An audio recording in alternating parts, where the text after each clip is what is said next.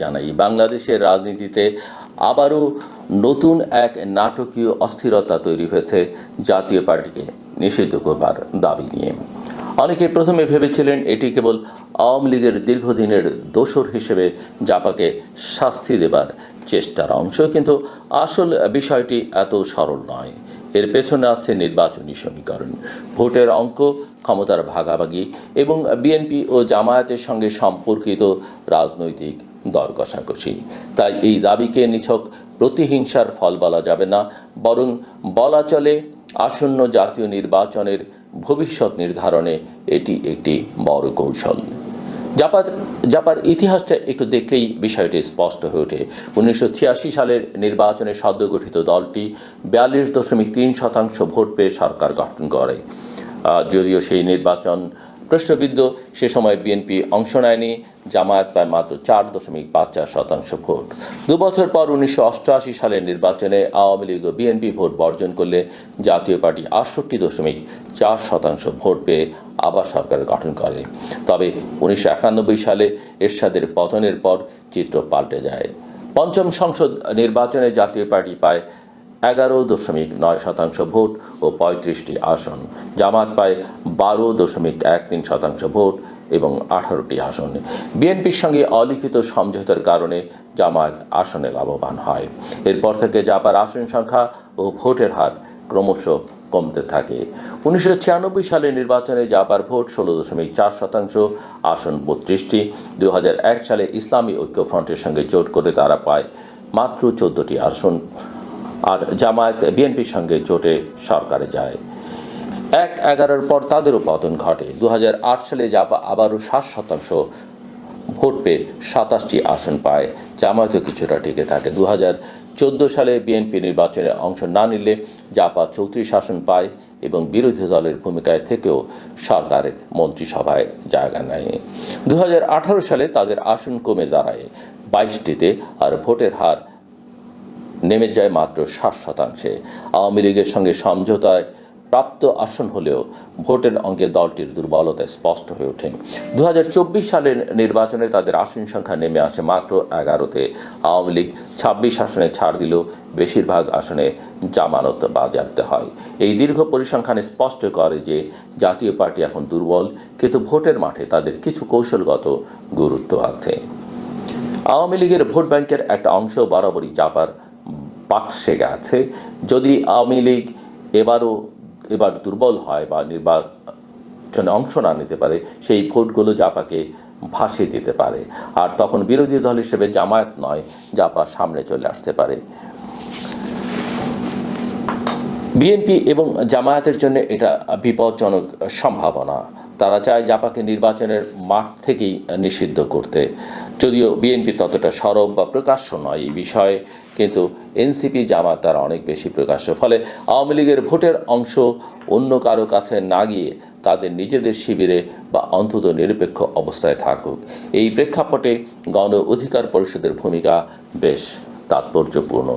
সাম্প্রতিক সময়ে তারা ধারাবাহিকভাবে জাপা নিষিদ্ধের দাবি তুলছে।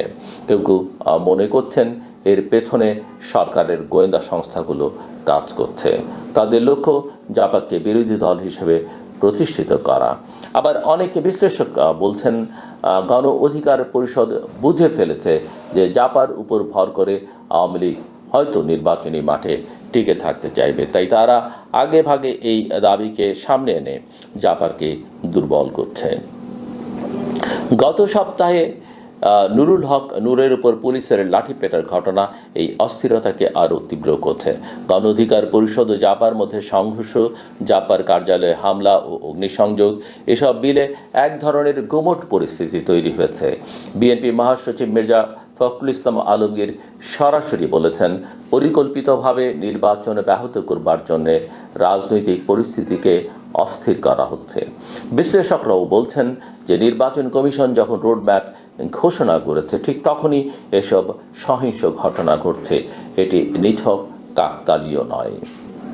প্রশ্ন উঠছে, সরকার এ পরিস্থিতিতে কী ভূমিকা রাখছে? একজন দলের প্রধানকে প্রকাশ্যে লাঠিপেটা করা হয়, অথচ সরকারের ভেতর থেকে কেউ কেউ আবার নিন্দা জানায়, চিকিৎসার দায়িত্ব নয়। এতে সরকারের ভেতরে বিভক্তি ও দুর্বলতা স্পষ্ট হয়ে ওঠে।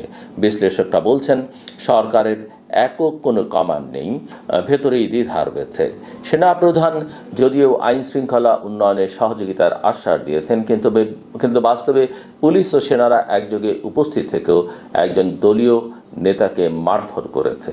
এর ফলে সরকারের নিরপেক্ষতা নিয়ে প্রশ্ন উঠেছে। এখন মূল প্রশ্ন হলো, কারা লাভবান হচ্ছে এই পরিস্থিতিতে?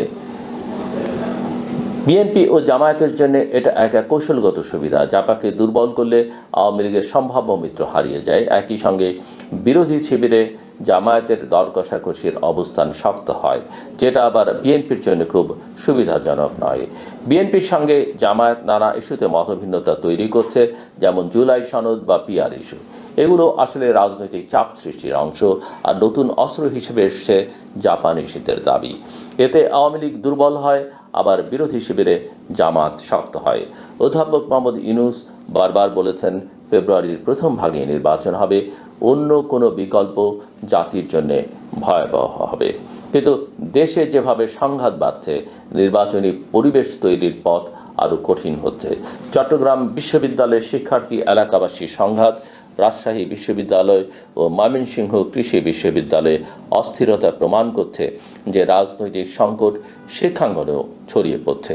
এতে জনমনে অনিশ্চয়তা বাড়ছে। নির্বাচন সঠিক সময় হবে কিনা তা নিয়ে প্রশ্ন জোরদার হচ্ছে। জনগণের দৃষ্টিতে জাপা নিষিদ্ধের দাবি হয়তো খুব গুরুত্বপূর্ণ নয়, কারণ তারা দলটিকে আওয়ামী লীগের দোসর হিসেবেই দেখে এসছে বা দেখতে অভ্যস্ত। কিন্তু রাজনৈতিক কৌশলে এটি বড় ভূমিকা রাখতে পারে, কারণ একটি দল নিষিদ্ধ হলে ভোটের অঙ্ক পাল্টে যায়। বিএনপি ও জামায়াত চায় আওয়ামী লীগের ভোট বিভক্ত না হয়ে তাদের দিকে আসুক, আর গণ অধিকার পরিষদ এই দাবিকে সামনে এনে রাজনীতিতে নিজেদের ওজন বাড়াচ্ছে। অবশ্য প্রশ্ন আছে, গোয়েন্দা সংস্থা চাইলে কি জাপাকে বিরোধী দল বানাতে পারবে? বিশ্লেষকরা বলছেন, 2024 সালের গণ অভ্যুত্থানের পর গোয়েন্দাদের ভূমিকাও সীমিত। জনগণের অভ্যুত্থান নতুন বাস্তবতা তৈরি করেছে, তাই কেবল গোয়েন্দা সংস্থার ইচ্ছায় জাপা বিরোধী দলে পরিণত হবে না। এখানে ভোটের অঙ্কই আসল কথা। সব মিলিয়ে বাংলাদেশের রাজনীতি আবারও এক গুমোট পরিস্থিতিতে দাঁড়িয়ে আছে। জাপা নিষিদ্ধের দাবি নিছক নীতিগত নয়, এটি নির্বাচনের অঙ্কের অংশ। আওয়ামী লীগের সম্ভাব্য মিত্রকে দুর্বল করবার কৌশল হিসেবে এটি সামনে আনা হয়েছে, আর এর ফলেই সহিংসতা, অস্থিরতা ও অনিশ্চয়তা বেড়ে গেছে। এখন প্রধান চ্যালেঞ্জ হলো কিভাবে এই অস্থিরতা সামাল দিয়ে একটি সুষ্ঠু গ্রহণযোগ্য নির্বাচন আয়োজন করা যায়। বাংলাদেশের জনগণ দীর্ঘদিন ধরে একটি অবাধ নির্বাচনের অপেক্ষায়। বহু বছর ধরে তারা ভোটাধিকার থেকে বঞ্চিত, তাই সব ষড়যন্ত্র, বিভেদ, অস্থিরতার ঊর্ধ্বে ওঠে। ফেব্রুয়ারিতেই একটি নির্বাচন আয়োজন এখন জাতির সবচেয়ে বড় প্রত্যাশা। না হলে রাজনৈতিক অচলাবস্থা আরও দীর্ঘায়িত হবে, অর্থনীতিতেও প্রভাব পড়বে, আর জনগণের ক্ষোভ আবারও বিস্ফোরিত হতে পারে। আমার কথা শুনবার জন্য আপনাদের অসংখ্য ধন্যবাদ। আপনাদের সবার জন্য শুভকামনা।